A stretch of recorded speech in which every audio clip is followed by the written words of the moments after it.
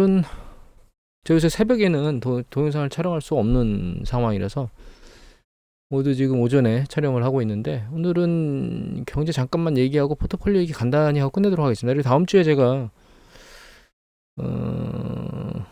외부로 상당히 긴 기간 동안 움직여야 돼서 아마 촬영을 전혀 하지를 못할 겁니다. 동영상은 다음 주 이게 마지막일 수도 있고요. 한 번 더 촬영할 수도 있는데 다음 주에 아예 동영상이 올라갈 수가 없을 겁니다. 일단은 미국 시장이 내려오던 거 멈추고 다시 머리를 살짝 들면서 머리를 이제 위로 올리고 있거든요. 다시. 물론 직전에 있었던 그 고점 언저리까지 가지는 않고 밑에 이제 까딱까딱이고 있는데, 이게 이미 몇 번 말씀드렸지만 강해요. 시장이 강해서 이게 아랫방향으로 세청에 내리 꽂을 이유도 없고, 그렇다고 지금 핑계를 대고 위로 올라갈 수 있는 여유도 없습니다. 일단은 엔비디아 통해서 막 들리긴 했는데 지금 기준금리 인상이나 이런 부분들 얘기가 있어서 이제 26일이던가요? 연준이 7월 26일이죠. 연준이 이제 발표가 나온 그 상황 전후에서 시장을 보고, 그 다음에 이제 실적 발표 쪽도 이제 나오겠죠. 계속 그 실적 발표 나오는 거 그거 맞춰서 움직일 건데, 1분기 때는 예측치보다 실적이 괜찮았는데 2분기 때도 과연 그럴 것인가에 따라서 이 시장이 일정 부분 반응을 따라갈 것 같아요. 근데 이제 예측이 난망합니다. 지금 사실 예측이 이제 양쪽으로 막 갈리고 있습니다. 사실 전문가들 예측을 보면 일단 연준 입장에서 금리를 인상할 거라고는 뭐 거의 100%가 베팅을 하고 있고, 다만 이제 9월 달에도 연준이 인상을 할 거냐, 금리 인상을 할 거냐, 이것에 대해서는 지금 베팅이 상대적으로 낮은 편인데, 이거는 뭐 7월 달 올리고 나서 8월 달 뭐 물가 지표 이런 거 보고 9월 달도 뭐 PCE 지수 나오는 거 이런 거 보고서 결정이 날 거기 때문에 그때 상황에 맞춰서 다시 한번 해석을 해야 될 것 같고, 요 얘기를 하기 전에 이 얘기를 먼저 할까요? 이 유럽이 어제 나온 건데, 이거는 미국의 유럽의 그 투자자 심리 지수거든요, 얘가. 그래서 뭐 2,800명의 투자자하고 애널리스트들한테 물어봐가지고 6개월 뒤에 경제 상황이 어떨 것 같아? 라는 하는 6개월 전망치를 물어보는 건데, 이 보시면 추세적으로 계속 내려가고 있습니다, 지금. 유럽의 ESI도 이미 보여드렸잖아요. 경제심리지수 계속 내려가고 있고, 고용치만 살짝 내려가다 멈춘 모습으로 보였는데, 지금 유럽 경제는 올 상반기에 잠깐 괜찮아지는 것 같더니 시간이 가면 갈수록 힘을 좀 잃어가고 있는 모습이고, 중국 같은 경우에는 이게 어제 중국 그 CPI 지수가 나왔거든요. PPI하고 소비자 물가 상승률하고 생산자 물가 상승률이 나왔는데, 이게 전월 대비 증감률이거든요. 소비자 물가 상승률 이게 계속 마이너스 언저리에 있습니다. 전년 동기 대비 증감률은 보면 YOY 제로 나왔어요. 제로. 직전에 제로가 0.1% 전전월에, 그 다음에 전월에 0.1 올라가는 것 같더니 다시 제로로 붙어가지고, 이게 소비자 물가 상승률이 이렇게 안 올라간다는 건 결과적으로는 소비 심리가 이렇게 살아나지 않고 있다는 뜻인 거거든요. PPI는 계속 마이너스 영역으로 떨어지고 있는 상황입니다. 그럼에도 불구하고 이민은행이 지난번에 그 지급준비금 지준율 한번 내려주고, 그 다음에 뭐 6개월짜리 RP 쪽 금리 좀 내려주고, 그 다음에 이제 대출 기준금리 좀 내려주고, 이런 걸 했는데 공격적으로 내리진 않았거든요. 지금 그 액션을 추가적으로 뭐 액션을 하거나 이런 것들은 중국 전문가들 얘기를 들어보면 그럴 가능성이 지금 현재로서는 상당히 낮은 상황이고, 중국 정부가 취하는 현재의 태도는, 과거는 부동산이나 이런 걸 통해서 자금을 조달하기도 하고, 이게 부동산으로 자금을 조달한다는 얘기는 뭐냐면, 중국 정부 같은 경우는 토지 판매권들을 가지고 있잖아요. 토지는 정부에서 관리를 하잖아요. 그거 이제 사가지고 부동산 사업 같은 것들 이제 업자들이 건물을 짓고 주택을 짓고 뭐 이런 작업을 하죠. 그리고 그 자금 조달을 한 걸 가지고 또 이제 지방 정부나 이쪽에서는 투자를 하고 이렇게 했는데, 부동산 지난번에 보여드렸지만 중국 부동산은 상당히 버블이나 혹은 미분양이 상당히 많은 상황이기 때문에 그런 쪽으로 계속 진행할 수가 없다라고 하는 게 중론이에요. 그래서 결과적으로는 정부에서 부동산 쪽으로 공격적으로 정책을 펼 수가 없으니까, 지방정부 같은 경우는 자금 조달이 어려워지는 거죠. 부동산 토지 판매가 안 되니까. 그런 게 다시 정부 재정 지출이나 이런 쪽에 영향을 미치겠죠. 뭐 이런 악순환이 지금 계속 돌고 있는 거다, 이렇게 전문가들 지금 바라보고 있습니다. 그래서 중국의 문제는 삽시간에 확 풀릴 수 있는 문제가 아닌 걸로 지금 계속 해석이 되고 있거든요. 그리고 공격적으로 뭔가 액션을 취할 수도 없는 상황이기 때문에 중국 시장을 최소한 하반기가 되기 전까지는 긍정적으로 보기가 어렵다. 이게 종합적인 판단입니다, 지금. 물론 개인적으로는 중국 시장을 들여다보려면 한참 뒤에 들여다봐야 된다고 생각을 하고 있습니다. 전 개인적으로는. 근데 이제 중국이나 이런 쪽에 펀드를 가지고 계신 분은 안타깝게도 그 올 초에 위드 코로나를 통해서 상당히 중국 펀드가 회복될 것이라고 하는 기대감은 일단은 실현되기가 쉽지 않을 것 같다. 이렇고 그나마 하반기 갔을 때 좀 괜찮아질 수 있지 않을까? 상대적으로 많이 지금 중국 펀드가 빠져서 안 올라가고 있잖아요. 그런 기대감을 가질 수 있긴 하지만 그게 과연 경제 지표가 따라 올라가고 강력하게 리드하면서 주식시장 끌고 올라갈 수 있겠느냐? 그건 아닐 것 같습니다. 제가 보기에는. 그리고 지금 중국 경제가 완전히 빠그라진 것도 아니거든요. 그러니까 간당간당 호흡을 하면서 가고 있기 때문에 중국 정부에서는 그냥 그 상황을 유지하고 있는 것 같아요. 그리고 이제 환율을 잠깐 보면 이게 여기 보면 이 노란 게 위안화 환율입니다. 이 중간에 캔들 차트 이게 달러 인덱스거든요. 그 다음에 이게 파란 게 우리나라 원달러 환율이고요. 이게 일본 엔화 환율이에요. 그러니까 달러 엔 환율이거든요. 이게 달러 원, 이게 달러 위안화 환율인데 보시면 이 그 달러 인덱스가 이렇게 요동을 치고 움직일 때 우리나라 원화 환율은 일단 추세적으로는 일정 부분 상관계를 갖고 움직이고 있고요. 위안화는 상관계가 깨져 있는 상황입니다. 지금 올 3월 이후에는 이 달러 인덱스와 상관없이 계속 통화 가치가 하락하고 있어요. 이때 지준율 인상하고 RP 금리 인상하고 뭐 그 LPR 인상하고 이런 거 하는 것 때문에 이게 지금 밀려 올라가고 있는 거거든요. 물론 엔화 역시도 마찬가지입니다. 올해 들어서 이게 지금 엔화 계속 가치가 하락하고 있거든요. 지금 엔화 가치가 살짝 오르긴 했는데 이게 추세적으로 오를 거냐? 요거는 좀 이따 설명을 다시 드릴 건데 그렇지는 않을 것 같다는 생각을 하고 있습니다. 지금으로서는. 일단은 그래서 중국 경제가 그렇게 녹록치는 않은 것 같아요. 유럽도 생각보다는 그렇게 녹록하지가 않고 미국 같은 경우는 뭐 경제가 희한하게도 이게 지금 미국의 ISM 제조업 지수거든요. 46대로 얘는 헤매고 있는 게 눈에 보였는데 갑자기 이 서비스업 PMI 지수가 급등했거든요. 54대로 거의 53.54 가까이. 이게 지금 미국에 특별한 이슈가 없었습니다. 아무런 이슈가 뭐 예를 들면 정부에서 대규모 뭐 재정 지출을 통해서 경기를 부양했다거나 세제 혜택을 줬다거나 이런 거 전혀 없는데 탕 튀어 올라갔거든요. 이게 휴가철 때문에 튄 거야? 이런 생각 정도 할 수 있는 거 수준 정도가 아닌가. 이게 지금 계속 추세적으로 올라가는 건지 지켜봐야 될 것 같아. 이게 갑자기 급락한 케이스가 존재하기 때문에 이건 좀 한 번 더 봐야 될 것 같고 미국 경제는 지금 왔다 갔다 혼돈스럽게 하고 있지만 이미 한번 보여드렸죠. 유럽의 통화 대출이나 이런 것들이 좀 지금 증가하지 않고 있고 그거는 뭐 미국도 마찬가지 패턴을 보이고 있다는 거 이미 보여드렸잖아요. 그래서 대출이나 이런 부분들이 녹록치 않은 신용 시스템 녹록치 않은 상황에서 개인 소비가 지금 단단히 그나마 미국은 잘 버티고 있거든요. 그런 것들이 이제 서비스 업종을 버티고 있긴 한데 과연 이게 지속적으로 가능한지 좀 더 지켜봐야 될 것 같고 다만 보시면 이게 연체율인데 이 두 가지가 올라오고 있잖아요. 보시면 이게 전부 이게 크레딧 카드하고 소비자 가계 대출 중에 모기지 빼고 소비자 대출이 올라가는 거거든요. 그리고 제일 밑에 있는 보라색이 살짝 들리는 거 보이시나요? 들렸다가 살짝 내려왔는데 다시 들리죠. 이게 상업부동산입니다. 그래서 이 노란 차트가 있는데 노란 차트가 내려오다가 멈췄죠. 이게 이제 전체 상업은행의 전체 그러니까 부동산 대출이 연체율이 하락하다 멈춘 거고 밑에 있는 건 상업부동산 연체율이 내려오다 다시 들려서 올라가기 시작하는 거거든요. 작년 4분기부터.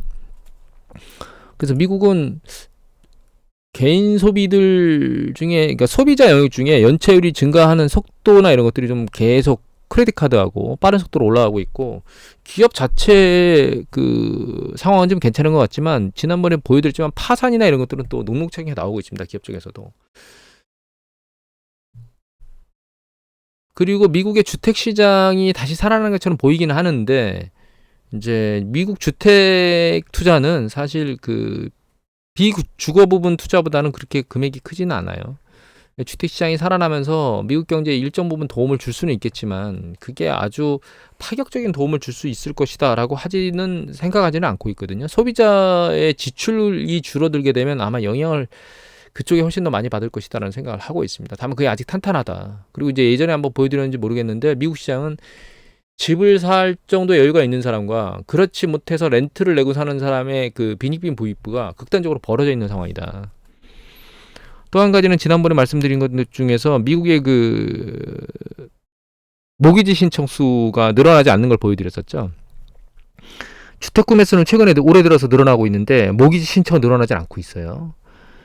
적정 수준을 계속 추세적으로 상승하진 않고 모기지 신청 수가 거의 비슷한 수준으로 계속 옆으로 개걸음을 치고 있거든요. 그 얘기는 자기 돈 주고 사는 사람들이 많다 이런 뜻일 거거든요. 그래서 한계점에 몰려있는 사람들을 제외한 다른 사람들이 지금 소비를 버텨주고 있는 것 같긴 한데, 이제 문제는 지금까지 버티고 있는 사람들도 계속 쓰러질 가능성이 있기 때문에 시간이 지나면 지날수록 소비자 영역이 고용이 늘어나지 않으면, 고용이 계속 뭔가 받쳐주지 않으면 소비자 영역이 깨질 거라는 생각을 하고 있습니다, 지금. 그래서 고용이 중요하다, 미국은. 그렇게 생각을 하고 있고요. 이거는 예전에 한번 보여드렸는데, 그 미국의 고용 지표 중에 일시적으로 도와주는 사람들을 잡는 고용 지표가 있어요. 그러니까 뭐 사무직이나 이런 쪽에 잠깐 사람 뽑긴 그렇고, 잠깐 와서 일 좀 해줄래? 뭐 이런 거죠. 그래서 템퍼러리 잡인데, 그것이 보시면 추세적으로 늘어나다가 정점 언저리에서 이게 늘어나는 강도가 멈췄다가 이제 줄어들면서 경기 수축이 발생하거든요. 물론 이제 이게 이제 한참 동안 이제 시차를 둘 수 있기 때문에 지금 당장 문제가 있을 것이다라고 볼 수는 없지만, 최근 패턴을 보면 이게 이미 그 이전부터 여기 보시면 꺾이고 있죠. 이건 전년 동기 대비 증감률입니다. 얘는 이 빨간 게 전체 숫자예요. 근데 보시면 추세적으로 작년 한 중반 지나고 나서는 조금씩 내려오고 있는 건데, 강도가 확 꺾이진 않고 있지만 추세적으로 내려오고 있고, 이거는 뭐냐면 이게 이제 그 빨간색이 고용이고요, 연두색이 이게 그 해고입니다. 이거 지난번에 보여드렸는데, 얘가 추세적으로 이렇게 두 개 다 머리를 치고 이렇게 하강 쪽으로 내려가는 게 이게 정점 언저리에서 생기는 일이에요. 그리고 파란색은 뭐냐, 이 두 개의 차이입니다. 고용된 거하고 해고된 거하고. 이게 추세적으로 계속 내려가면서 마이너스 영역으로 진입되게 되면 전체 고용 숫자가 늘어날 수가 없게 되겠죠. 여기 보시면, 여기를 봐드릴까요? 이렇게 여기 보시면 둘 다 옆으로 개걸음을 치다가 어느 순간에 이제 내려오면서 파란 게 마이너스 영역으로 뚫고 내려오죠. 그러니까 고용보다 해고 숫자가 높아지는 거죠. 그러면서 이제 경기 수축 국면에 지나갑니다. 이 직전 걸 보여드리지 않은 이유는 이거 코로나 팬데믹 때기 때문에 이건 갑자기 락다운을 시켰잖아요. 그러니까 이거는 정상적인 패턴이 아니었기 때문에 그렇습니다. 최근 패턴을 보면 결과적으로는 이게 해고나 이런 것들이 추세적으로 늘어나다가 작년부터 계속 해고하고 실업이 점점 줄어들고, 해고하고 고용이 점점 줄어들고 있는데, 이제 그 갭 두 개의 차, 실제로 고용되는 거죠. 실제로 고용되는 숫자가 점점 줄어들고 있어요, 얘가. 이게 같이 떨어지면서도 이 갭을 유지해주고 있으면 상관이 없는데, 이 갭이 유지를 못하고 떨어지고 있는 거죠. 최근 4월 달에 급등하면서 갭가 팡 튀어서, 이거 봐라, 다시 살아나나? 이런 생각을 좀 하긴 했는데, 상황은 아직 방향이 전환됐는지 좀 지켜봐야 될 것 같습니다. 그래서 앞으로는 고용에 대한 부분들이 미국 시장은 훨씬 더 중요하다, 다른 지표들보다. 그렇게 생각을 하고 있고요.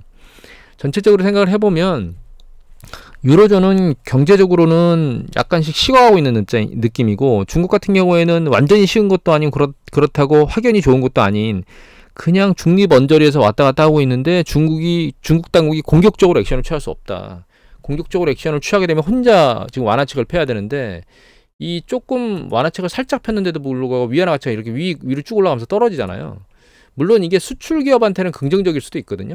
그런데 지금은 수출보다는 지금 내수를 키워야 되는 중국의 입장에서 위안화의 통화가치가 떨어지면 물가 상승 압력으로 작동을 할 거기 때문에 이 소비에 영향을 더 미칠 수도 있습니다. 물론 CPI가 마이너스로 넘어가는 게 소비 물가를 작용하면 더 좋은 거 아니야 라고 생각할 수도 있는데, 물가가 올라가면 그거는 소비가 살아났을 때의 문제고, 지금 소비가 살아나지 않는 상태에서 물가 자극을 줘버리면 소비가 더 위축될 수 있겠죠.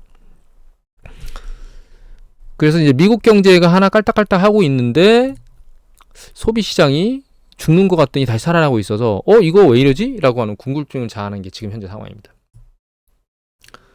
그리고 제가 이 환율 차트를 올려놓은 이유는, 가장 주된 이유는 이게 그 위안화 환율이 과연 이게 바닥이냐라고 하는 점 때문에 그래요. 지금 장기 위안화 이게 그러니까 N 원간 환율이거든요. 우리나라 그 엔화 환율 이렇게 얘기하는 것처럼 뭐 100엔당 뭐 얼마 이렇게 얘기를 하잖아요.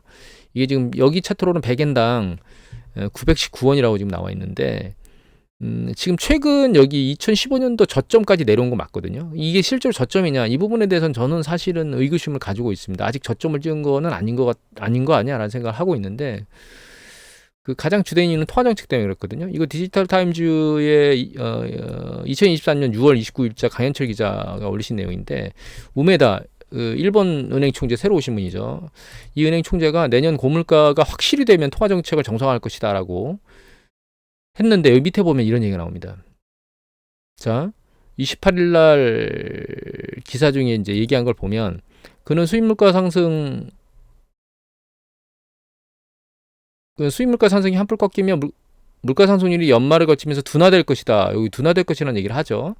그 이후에 물가 상승률이 다시 위로 확대될 것이라고 보이는데 이건 예상이고 별로 자신이 없다라고 말을 합니다. 즉 이게 지금 현재 물가 상승률이 일본이 좀 1.5 올라왔는데 그게 확실히 디플레이션에서 헤어났는지를 알 수 없다는 거예요. 그러면서 이게 실제로 어느 정도 이 물가가 다시 반등해서 올라가는 게 확신이 되면 그때 정책을 변경할 수 있다. 완화 정책에서 장기적 완화 정책에서 이제 긴축으로 약간 일정 부분씩 돌아설 수 있다는 거죠. 그 얘기는 무슨 얘기냐? 올해 안에는 일본이 통화 정책을 완화시킬 가능성이 없다라고 하는 것으로 해석을 해야 되기 때문에 지금 나홀로 통화 정책을 완화하고 있잖아요. 물론 중국도 최근에 완화를 했는데 여기서 봤지만 중국이 완화하면서 지금 얘가 들려 올라오고 있는데 여기도 마찬가지로 흔들리는 과정 중에 일본 엔화가 또 들렸잖아요.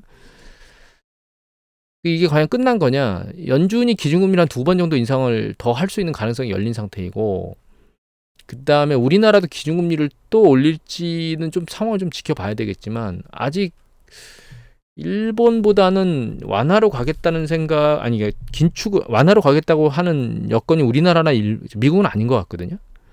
근데 일본은 완화를 유지하겠다고 얘기를 하는 것 같다는 거죠. 중국하고. 그래서 이게 급등한 것 때문에 최근 다시 밑으로 밀려 내려오긴 했는데 이게 그러니까 이거죠. 이거는 이제 그 달러당 엔화가 내려온 거고 얘가 내려왔지만 다시 들려 올라갈 가능성은 충분히 있다라고 현재 생각을 하고 있고요.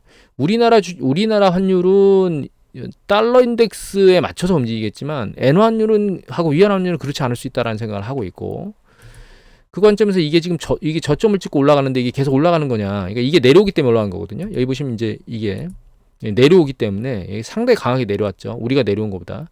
내려오기 때문에 올라가는 거거든요. 근데 이게 바닥이냐? 그렇게는 안 볼 수 있다. 밑으로 내려가서 여기 바닥을 찍으러 내려갈 가능성이 충분히 존재한다. 이렇게 생각을 하고 있습니다. 그래서 만약에 단기적으로 엔화를 가지고 작업을 하겠다 그러면 지금이 100% 안전한 수준에 있는 거냐? 그렇지는 않다고 보고 있고요. 정말 매력적이다라고 생각한다면 일단 올 좀 더 지나서 올 하반기나 이런 때쯤에 일단 일본의 그 물가 상승률이나 이런 것들도 지켜보고 그러니까 우메다 그 일본 중앙은행 총재 상황을 모니터링하면서 얘가 밑으로 깨져 있는 상황에서 그때 엔화를 매집하는 것도 괜찮은 생각이 아닌가 이런 생각을 하게 됩니다. 그리고 또 한 가지 이제 참고를 해야 될 게 일본의 포트폴리오로 들어가는 사람들이 공격적으로 이제 일본 그 주가들이 많이 올라갔는데 그 제가 어느 분인지 기억이 안 납니다. 큰 그 금융 운용 회사의 CIO로 계신 분, 인터넷 유튜브 동영상을 찍은 걸 제가 봤는데, 일단 이제 워렌 버핏이 미국에 투자하는 건 상사, 그러니까 무역을 하고 있는 쪽에 투자를 하고 있지 제조업 쪽에 투자를 하고 있지는 않다. 근데 이제 자기도 그걸 동의한다. 근데 왜 자기가 동의하느냐? 제조업 투자 쪽에 있는 기업체 사장들이 설비 투자에 대해서 말만 할 뿐이지 실천을 안 하고 있답니다, 지금. 실제로 설비 투자나 이런 것들을 안 한다는 거죠. 그 얘기는 향후를 밝게 보지 않는다는 뜻이거든요. 그 다음에 이제 실제로 어떤 뭐 반도체라든가 어떤 제조업이나 이런 것들, 선진 제조업이나 이런 것들이 있으려면 공격적으로 잘 돌아가려면 메커니즘이 이 기술자들이 존재해야 되는데 일본의 그런 반도체 관련된 기술자들이 전부 다 소멸됐다는 거예요. 계속 그 미국의 그 반도체 시장이나 이런 게 깨졌기 때문에. 근데 그건 단기적으로 갑자기 조달될 수 있는 그 인력 자원이 아니기 때문에 일본을 장기적으로 제조업 시장이 좋다고 보느냐 그렇지는 않다고 얘기를 하시더라고요. 저는 그 부분에서 전적으로 동의를 하고 있는 상황입니다. 그래서 만약에 내가 엔화 가치가 올라갈 거, 우리나라 대비해서 우리나라 통화가 엔화에 대해서 상당히 많이 강해졌기 때문에 이거 그냥 엔달러 가치, 엔화 가치 상승으로 향후에 환차익을 보겠다는 관점으로만 접근할 거면 지금 들어가는 것도 괜찮지만 만약에 지금 들어간다고 하더라도 다 들어가지 말고 좀 더 여유 자금을 보유하고 있다 더 떨어질 때 매수하는 그런 준비를 해야 될 것 같고 장기적으로 주식까지 포함해서 들어갈 것이다라고 생각한다면 그거는 한 번쯤은 고민을 해봐야 될 상황이다. 그러니까 니케이 지수가 최근 많이 오르긴 올랐는데 상대적으로 많이 떨어졌기 때문에 반등하는 개념으로 올라간 거지 추세적으로 계속 니케이 지수가 잘 올라가겠느냐, 니케이 전체 지수가 그건 아닐 수 있다라고 하는 부분은 한번 감안을 해봐야 될 게 아닌가 이런 생각을 하게 됩니다. 1번 쪽을 넘어가서 다른 쪽으로 놓고 보면 이게 지금 차트가 여러 개인데요. 이게 S&P 500 지수입니다. 캔들 차트가. 여기 짙은 보라색으로 되어 있는 게 이게 MGK라 그래서 메가캡 중에 그로스 성장성이 높은 쪽에 포트폴리오가 많은 ETF거든요. 요거는 소형주 캡 ETF입니다. 이 밑에 있는 게. 최근 보면 메가캡이 미친 듯이 올라왔습니다. 여기 보시면. 이게 S&P 500, 이게 스몰캡이거든요. 메가캡이 사실 다 끌고 올라가는 거예요. 스몰캡은 별로 오르진 않거든요. 여기 보시면 이 스타트가 여기인데 여기쯤에서 보면 얘는 여기 지난번에 있었던 3월 저점 언저리에서 까딱까딱 하고 있고 스몰캡은 메가캡이 다 올라간 거예요. 다 밀고 올렸거든요. 지금 머리를 약간 두들겨 맞고 더 이상 올라가지 못하고 지금 이런 상황을 하고 있는 건데 개인적으로 여기서 메가캡을 내리고 스몰캡으로 포트폴리오를 해야 되는 게 맞는 거냐라고 하는 질문을 던지면 저는 그것에 대해서는 확답을 못 드릴 것 같아요. 왜냐하면 결과적으로 이렇게 갭이 벌어지면 어느 순간에 이 갭을 줄이는 작업을 하거든요. 근데 문제는 그 시간이 일정 부분 길게 남아있다. 향후에 경기 사이클이 길게 계속 확장면을 유지할 것이다 라고 생각하면 오케이, 맞습니다. 그럼 메가캡을 줄이고 스몰캡으로 가는 게 맞겠습니다 라고 말씀을 드릴 수가 있는데 만약에 경기가 요번 후반부나 내년 초로 넘어가면서 경기 수축이 진행되게 되면 실제로 스몰캡이 이 성과를 못 내고 밑으로 밀려낼 가능성이 충분히 존재한다고 보거든요. 다만 메가캡이 상당히 많이 올라왔기 때문에 일정한 메가캡, 그러니까 상대적으로 많이 튄 주식들은 포트폴리오 줄여서 지수로 들어가는, 뭐 나스닥 지수로 들어가든지 아니면 S&P 500 지수, 개인적으로 권고드릴 만한 건 S&P 500 지수로 포트폴리오를 약간 줄여서 일단 넣어놓고 향후에 다시 조정받으면 메가캡으로 넘기든지 그렇게 혹은 떨어질 때는 상대적으로 덜 떨어지는 걸 방어하든지 이런 액션을 취해야 될 거라고 하는 게 이제 권고사항이고요. 그러면 10년 국채 수익률로 들어가면 맞느냐? 일단 예전 패턴을 말씀드리면 제가 정점에서 수축금리가 떨어가는 이런 느낌이 있으면 주가는 올라가더라도 이 10년 국채 수익률을 내려와 줘야 되거든요.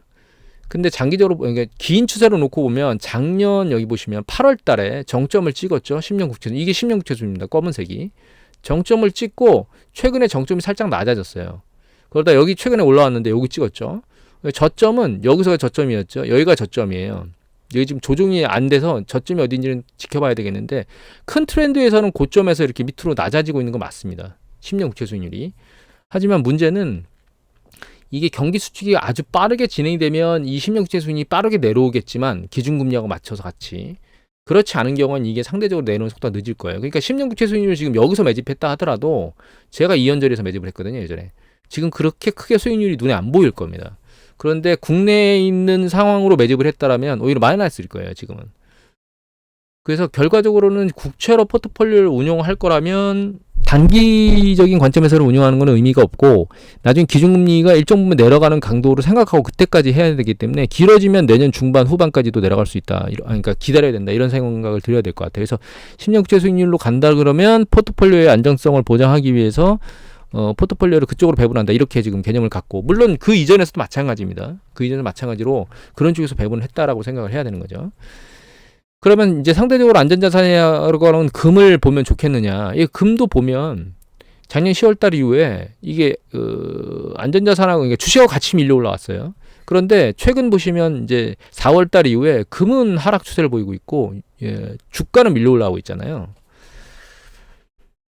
지금 현재 시장을 들여다보면 그 어떤 곳에도 한 곳에 베팅하지 말라라고 하는 얘기를 하고 있는 겁니다. 지금 현재 상황이. 그래서 포트폴리오 여러 개로 배분해서 상대적으로 단기적으로 배트를 짧게 잡고 액션을 해야만 주식의 수익을 그러니까 그 포트폴리오 수익률을 많이 내줄 수 있다라고 하는 상황을 지금 현재 나타내고 있는 거고요. 내가 단기적으로 액션을 하면서 이익을 많이 내는 구조로 가겠다라고 하면 선택 대상은 주식입니다. 그러니까 포트폴리오 중에 단기적으로 액션을 치겠다 그러면 주식을 가지고 단기적으로 액션을 치는 게 가장 수익률이 높게 보일 거고 금이라든가 채권이라든가 이런 것들을 가지고는 단기적으로 그렇게 큰 폭의 수익률이 그렇게 나질 않거든요. 지금은 현재 포트폴리오가 결과적으로는 여러 개로 배분되어 있는 게 맞는 거고 만약에 이런 게 복잡단하다 어렵다라고 생각하면 결과적으로는 금이 안전자산이라고 하지만 금은 이걸 한번 보여드리겠습니다. 이 사이트는 denvergold.org 사이트인데요. 이 차트가 뭐냐면 이 검은색 차트가 있고 연두색 차트가 있죠. 이거는 2010년도 1월 달에 인플레이션을 적용해서 이 연두색이 명목 그 차트고요. 이 검은색이 인플레이션 적용 차트예요. 근데 보시면 명목 차트가 계속 어느 점을 이렇게 두들겨 맞으면서, 이게 온수당 2,000달러입니다. 이 언저리를 두들겨 맞으면서 계속 내려오잖아요. 물론 이게 내려오는 가장 주된, 첫 번째 처음으로 내려왔던 가장 주된 이유는 요 시기에 2000년도 한 4월인가요? 8월인가요? 요 시기에 그 상대적으로 이 검은색으로 보이는 그 금값 있죠. 그게 정점 언저리에 있었어요. 언제? 과거에 있었던 그 인플레이션 저항가치 전점에 있었기 때문에 그때 1차적으로 두들겨 맞고 내려온 거거든요. 그 뒤에는 이게 이 명목 그 금값이 심리적 저지선을 계속 작동하고 있습니다. 이 인플레이션을 적용한 가치로는 상대적으로 좀 많이 내려왔기 때문에 일정 부분 더 올라갈 수는 있습니다. 2,000달러 뚫고 와서도 쭉 일정 부분 올라갈 수 있긴 한데 그 가능성을 크게 오픈하기는 지금으로서는 쉽지가 않아요.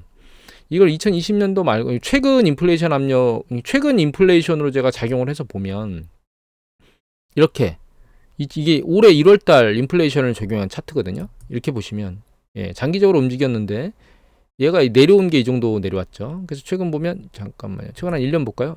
1년 보면 여기서 이 정점에서부터 이렇게 찍고 검은색이 이제 내려왔잖아요. 이 내려온 강도가 지금 한 1800. 인플레이션 적용한 겁니다. 여기 위에 있는 게 2100이니까 한 가격으로는 한 100달러 정도, 인플레이션 적용한 가격으로 100달러 정도 움직일 수 있으니까 수익률을 보면 한 5% 정도 올라갈 수 있는 가능성이 열려 있긴 합니다. 일단 열려 있긴 한데 중요한 거는 그 정도 수준으로 금에 베팅할 만한 상황이냐, 지금. 그렇지는 않다는 거예요. 이제 그 이유는 왜 그러냐. 다시 거꾸로 넘어가 보면 이게 달러 인덱스로 또 다시 넘어가게 되거든요. 달러 인덱스가 지금 계속 약세를 보이다. 이 캔들 자체가 달러 인덱스죠. 정점을 치고 계속 약세를 보이다가 지금은 일정 부분 여기가 바닥이거든요. 지금 달러 인덱스 같이 바닥이기 때문에 아직은 기준금리를 올릴 상황이 남겨져 있고, 달러 인덱스는 이게 윗방향으로 이제 금리를 올리면서 올라갈 가능성이 이제 점점 높아지고 있는 거죠. 거기에 글로벌 경기 수축이 발생하게 되면 달러 인덱스 가치는 더 올라가게 될 겁니다.